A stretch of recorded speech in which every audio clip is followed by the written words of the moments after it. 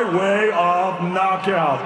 Proudly fighting out of and representing his home of Watford, England, here is the 2012 Olympic gold medalist and the former two-time heavyweight champion of the world, Daniel Dubois!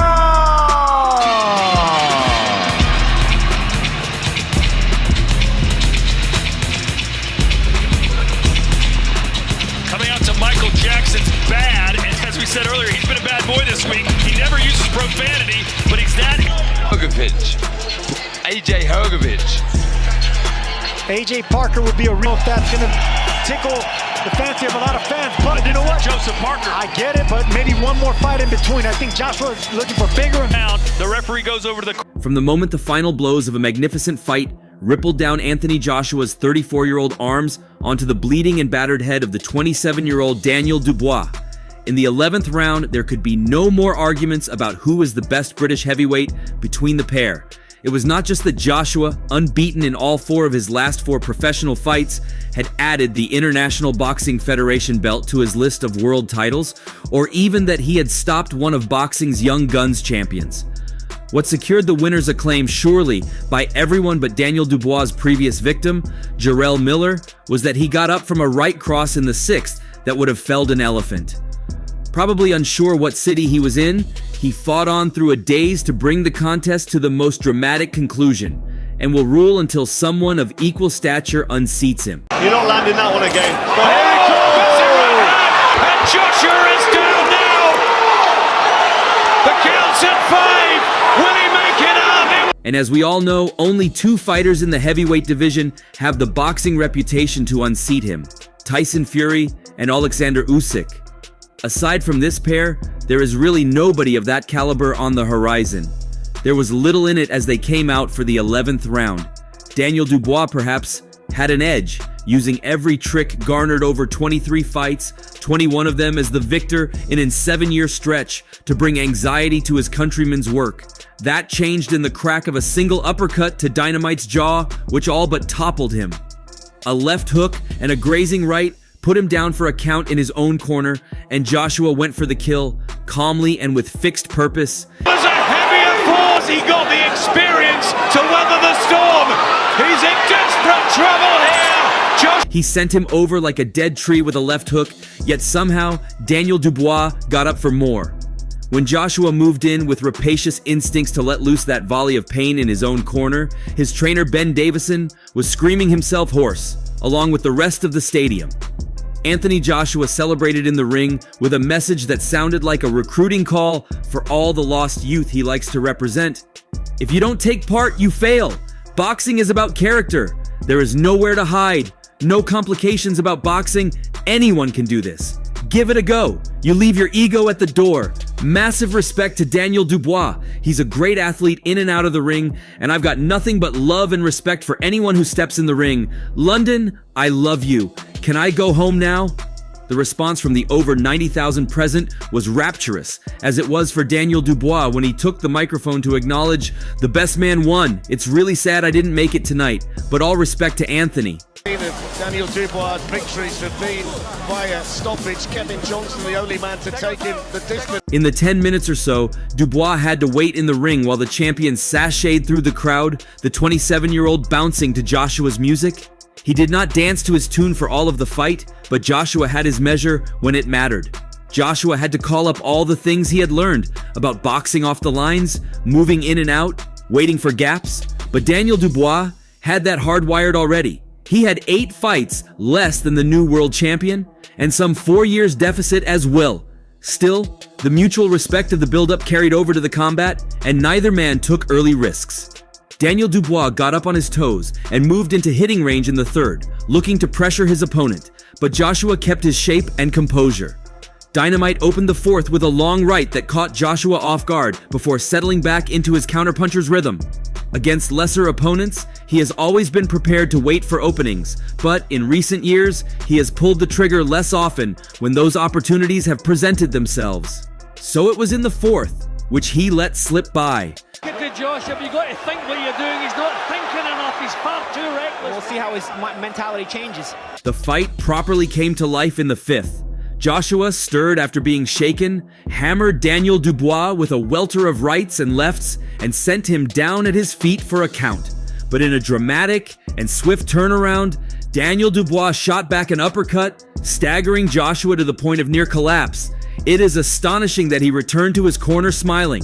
He survived and got the round for the knockdown. The younger Brit now had blood and fire in his eyes. Both had tasted the other man's power. Both were wary, but game nonetheless for a tear-up if it came. Joshua was still looking for his legs when Daniel Dubois produced a crackerjack right in the 6th, delivered flush on his slack jaw, and down he sailed. The stadium held its breath. Somehow Joshua rose on feet that a drunk would have rejected, and he was still there at the end of the 6th. Joshua sticks his tongue out at White. White in survival mode here, and White is starting to come apart. Joshua seemed to be moving in a daze, still, but then started talking to his countrymen midway through the 7th, as if to test the fire again. "Come on," he said. It was definitely Daniel's round. Joshua looked livelier in the 8th, keen to renew high-grade hostilities. Daniel Dubois now had the right hand cocked constantly, but the seconds ticked by without a launch. Joshua jolted his head back with jabs, his concentration and confidence just about restored to edge the round. Daniel Dubois was still living off the success of the 6th, it seemed, as they shared the 9th. In the 10th, he reverted to type and tied up his man at every opportunity, no doubt imagining he could now manage the fight all the way to the final bell. The only bells ringing for Dubois, however, were those in his head in the 11th, probably the most horrendous of his rising career that may just have reached its tragic end. Regardless, he was a proud, not bitter loser, a champion to the end. Reliant on the power shot. I mean, Anthony Joshua. gotta get off the ropes right now. You don't want to be there with Anthony Joshua. Asked while his head was still spinning if he would contemplate a rematch, he said quite reasonably, "Of course I'm interested, but first I've got to work out what the hell happened." What happened was he lost to a fighter who can now fairly claim to be the biggest star in the business. Not that he would mind. So often, the true super fights let us down. Oscar de la Hoya's fights with Felix Trinidad and Floyd Mayweather, and Mayweather's fights with Saul Alvarez and Manny Pacquiao smashed the box office. They weren't smashing in the ring. The same was true of Lennox Lewis's bouts with Evander Holyfield and Mike Tyson. For all the business they did, none was what anyone would call a classic. It's a special thing if a fight delivers in all facets.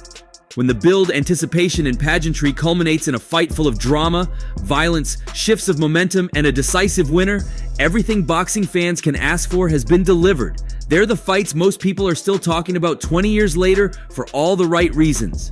We saw one of those nights on September 21st, 2024. You're not landing that one again. And Joshua is down now. After emerging victorious in their last fights, Daniel Dubois and Anthony Joshua turned to each other. A Dempsey versus Tunney-like mass of over 90,000 fans packed Wembley Stadium to see a clash of two hungry Britons. The 34-year-old Klitschko, 2012's Olympic super heavyweight gold medalist, was fighting to return to the top and keep his career alive. The 27-year-old Daniel Dubois was fighting for validation against the biggest name and most proven force available. It was the perfect crossroads fight on paper. Would Daniel Dubois be too complacent, too bad to hold up his end? Was Dubois too inexperienced, too unprepared, even with an International Boxing Federation belt in tow? Jab first. You know, it's always White initiating. Yep, he looks slow and kind of heavy-legged, Joshua. He's thinking too much about. Based on what he had faced before his countrymen, Daniel Dubois was barely more than a professional prospect. Anthony Joshua represented a gamble that the talent and youth of Daniel Dubois was ready for anything. Over 11 sensational rounds, we learned about the depth of both men. Joshua had never experienced the gut check of having to survive a hard visit to the deck since his fight against Andy Ruiz. By the end, both men would come off the floor to show their courage and will to win. At the time of stoppage, Joshua was ahead on two judges' scorecards with 96, 93, and 95-93, while the third judge had Daniel Dubois ahead at 95-93. CompuBox stats showed that Joshua landed 107 of his 355 punches thrown, and Daniel Dubois landed 94 of 256. Joshua. You'd like to see him stay disciplined. But White has to stay disciplined all the time. Daniel Dubois came out pawing with his usual jab before getting hit with quick right hand by Joshua. It wasn't long before Joshua was using his own jab. Joshua was landing some quick shots, but none of them were landing too clean. Daniel Dubois started the second with a big right, and then Joshua came firing back with both hands. Joshua was showing a very solid jab that was mostly a rangefinder for him. Daniel Dubois was using angles and trying to time Joshua for a counterpunch. Joshua rushed in with a few punches that missed the mark in the third. He was coming forward and letting his hands go, looking to apply more pressure on Klitschko. Joshua continued to jab with Daniel Dubois in every minute. Get Paulie in a few seconds. Dylan White's going into uncharted territory too. Oh, I didn't know that. Well, they both new territory for... The fourth started with Daniel Dubois landing a good right hand. Joshua did not allow him to follow up, and not longer after he clipped Daniel Dubois with a right hand, but it didn't land flush. There was some holding when either guy came inside. Joshua attacked Daniel Dubois with a big variety of punches to drop him and cut him early in the fifth round. Daniel Dubois was in trouble, but he managed to recover and started tagging Joshua with punches to get the young lion in some trouble. Daniel Dubois worked him over for most of the final minute. Joshua looked tired at the start of the sixth, likely after throwing so many punches while trying to finish Daniel Dubois off a round earlier. Daniel Dubois was coming on and then drilled Joshua down with a huge hook. It was the first knockdown of Joshua's career. Big right hand. Joshua, when he does connect. Joshua stole the combination. Certainly the notion that he can blast his way through. Daniel Dubois was unable to finish him off. Daniel Dubois was coming forward with a lot of pressure in the seventh, landing a lot of punches and controlling the fight as Joshua seemed tired. In the first eighth round of Joshua's career, Daniel Dubois was working his jab and looking to land power shots. Joshua was able to duck away from any of the incoming bigger shots. Joshua was starting to get his hands going again, but not really landing much of anything.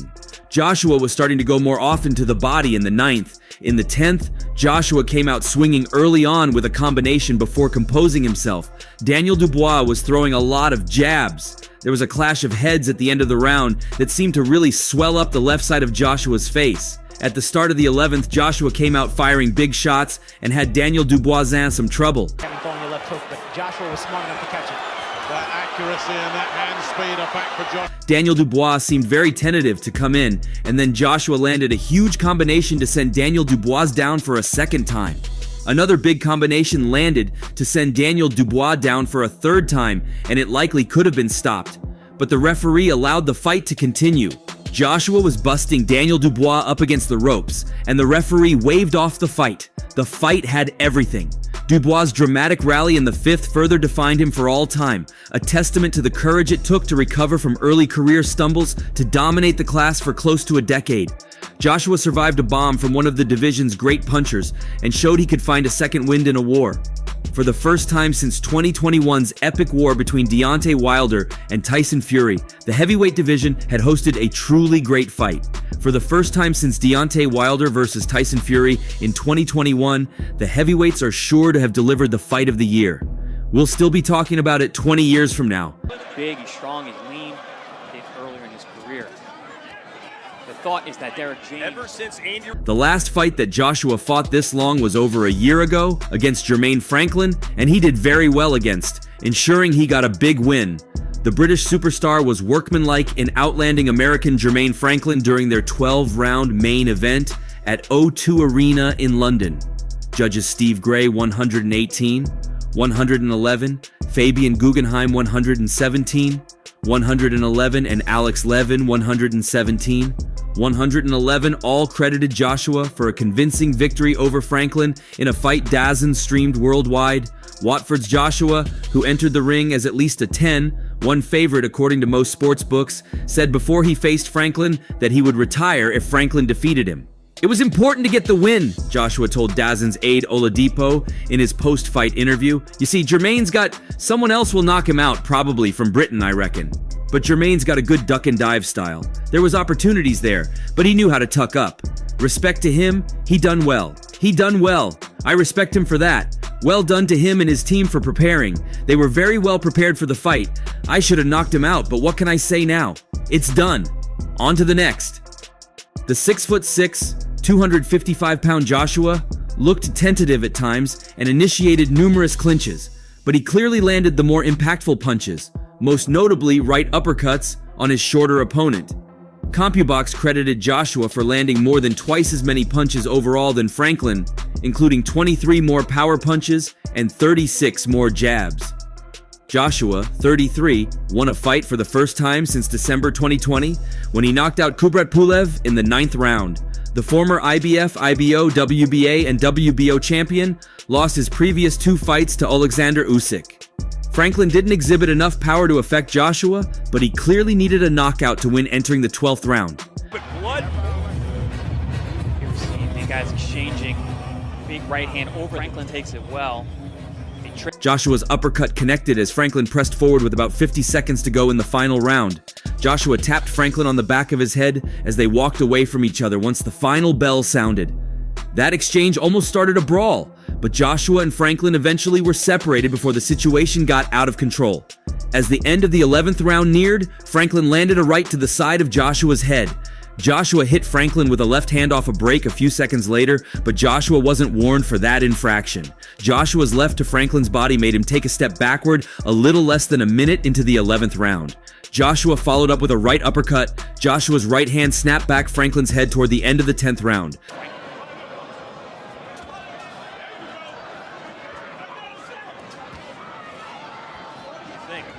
I immediately thought of what he said. Franklin and Joshua traded hard right hands while wrestling for position on the inside during the middle minute of the 10th round. Joshua connected with a right uppercut and then an overhand right about 30 seconds into the 10th round.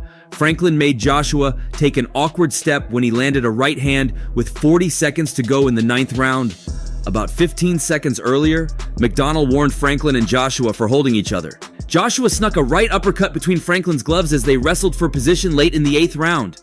McDonald warned Franklin for shoving Joshua 47 seconds into the 8th round. Franklin's jab backed up Joshua with just over 45 seconds on the clock in the 7th round. Joshua's left hand to the body landed 30 seconds into the 7th round.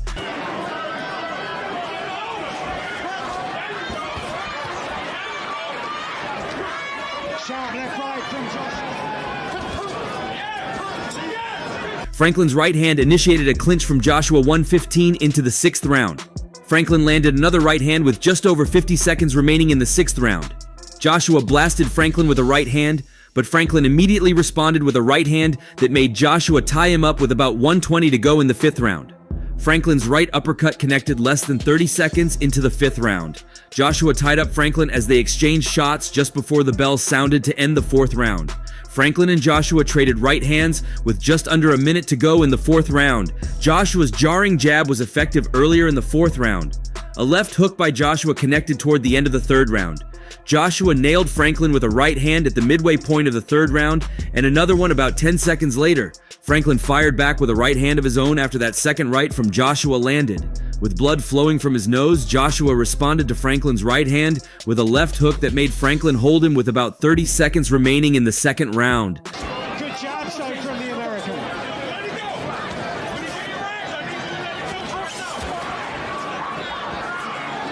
Joshua countered Franklin with an overhand right just before the midway mark of the 2nd round. Joshua landed a left hook that got Franklin's attention about 45 seconds into the 1st round. They spent much of the opening round throwing jabs though, and that's all for now. For the very best updates on news, moments, events, and actions in the world of boxing, stay connected with us by subscribing to our YouTube channel, and don't forget to turn on notifications to get notified when we drop quality contents like this. Until next time, peace out.